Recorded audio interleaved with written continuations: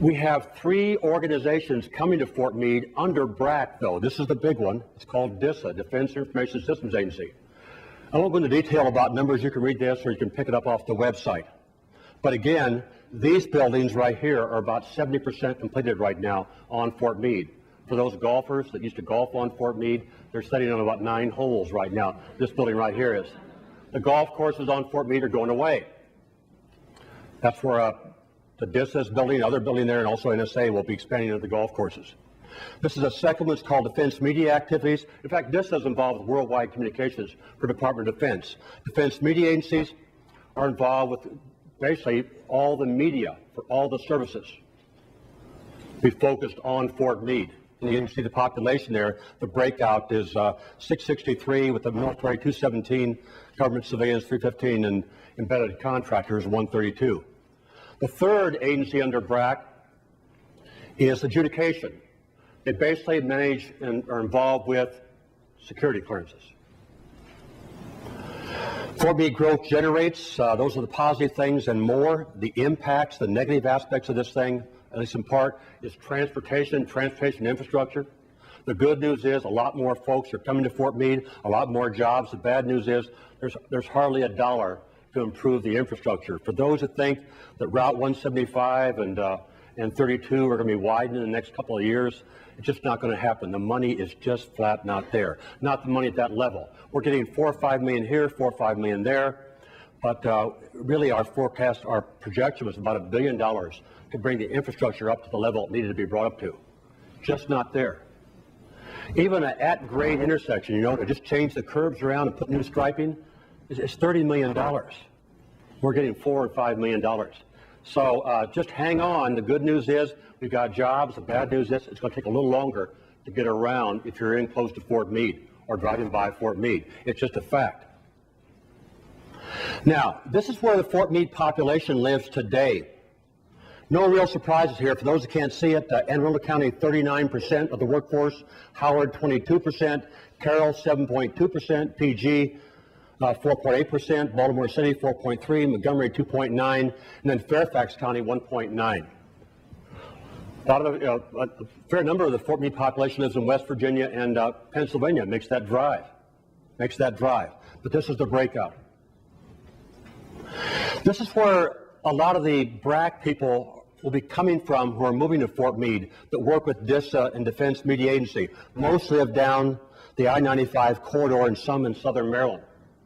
And many of those will commute. Now the big question is, these people that are going to be coming to Fort Meade, let's say the 5,695 BRAC, they're coming to Fort Meade, when are they going to get here? Well, here's not what to expect. Don't expect in 2011 to see like 400 school buses pull up 95 and dump families out to both sides. It's just not going to happen that way. It's going to be phased. And the phase is going to be just about like the growth we've had here in the past prior to this 2 years. It's going to be hard. You're not going to see a big bump. It's going to be just steady growth. Or right now what it's doing is possibly filling in the dip that we have right now in terms of construction and home buy and so on. But they're here and they're looking. Some people believe that because this is BRAC and we know ahead of time who's coming here and when and so on, that this market will be different in terms of management and so on. It's not. It's an expanded market. It's not a different market. There's more people, but the dynamics remain the same. People are looking for the same thing. We do have an idea about where these people are coming from. But in terms of their move, for the most part, it'll be over a 5, 6, 7, 8, 9, 10-year period. Now, what you have, though, like NSA is hiring right now, those folks are being either hired, who are already in place here, or coming in from other places, or a combination of both. Now, a key area, though, you saw those figures. When you have these direct jobs on Fort Meade, the indirects are a 2-to-1 or 3-to-1 ratio. For every one person on post, there's 2 or 3 off post. So right now, the SCICs, the Booz Allen Hamiltons, they're moving people up here right now and in the future. That's probably where most of the action is today and will be in the future in terms of numbers, because there's more indirect than direct. Let's talk about roads just for a second. The red line is basically how the volume goes up. The columns are capacity. enough said. There's a delta there, as they say. We know even if we had the money to build the kind of roads we need in and around Fort Meade, that would not resolve all the issues. We're to that point in and around Fort Meade and probably other areas across Maryland that roads are not the solution. We have got to get more people in less vehicles. Today, that 35,000 cars a day going on in Fort Meade, what's the average ridership per car? It's more than one. 1.09 per car, okay? That's got to change. It's not like that's a good idea if we change it. It has to change. We've got to change it. We've got to have mass transit. And the mass transit will be multiple solutions, not just one silver bullet. A lot of folks say, what about MARC? Well, we've done the numbers on MARC. It'll do about 2.5 or 3% of the Fort Meade population. Why? You know better than I do. Where do people live in Fort Meade? East and west for the most part, right? So buses play a very strong role in this mass transit in this area. The kind of buses, point to point.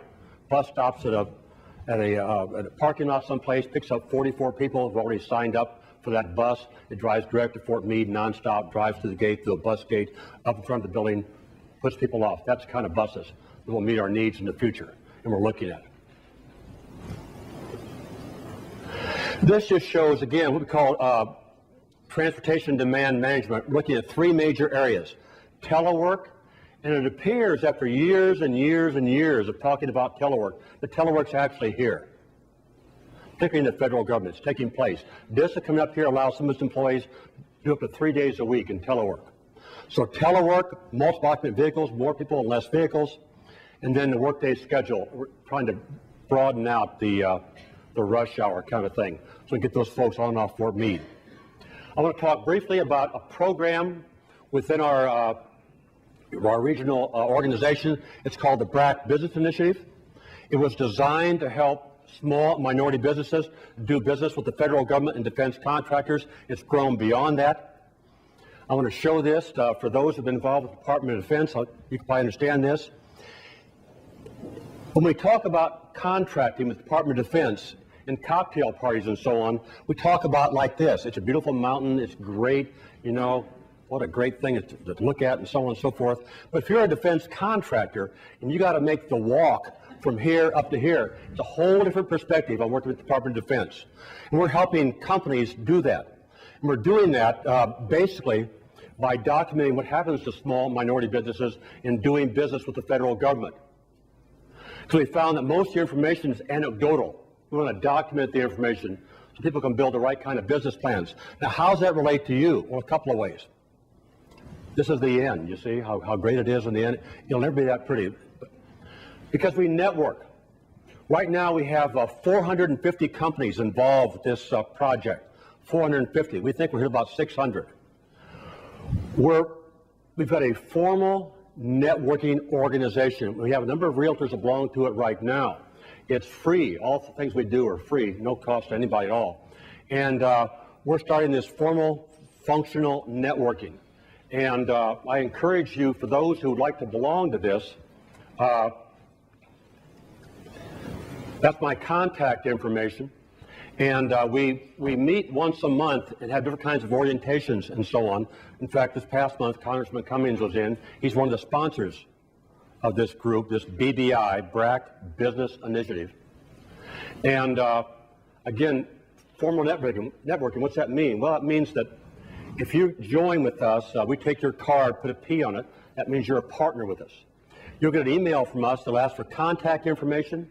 It'll ask for your capability statement, 5 lines or less, and it will ask the 3 things you buy, the 3 things you sell.